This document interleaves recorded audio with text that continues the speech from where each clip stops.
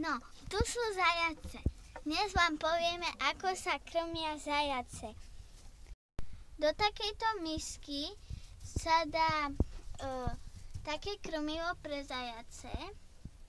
Potom seno im nedávajte, to sa dáva sem na spod do zajačníka a sem do takejto ohradky.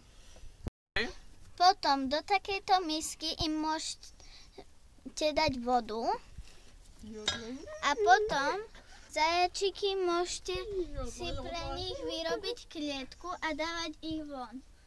Ale keď je mokrá alebo studená zem, tak ich nedávajte von, lebo vám môžu zomrieť, hlavne malé. Zajacom môžete dať za deň jeden suchý krajec chleba. Zajace majú veľmi radi suchý chleba.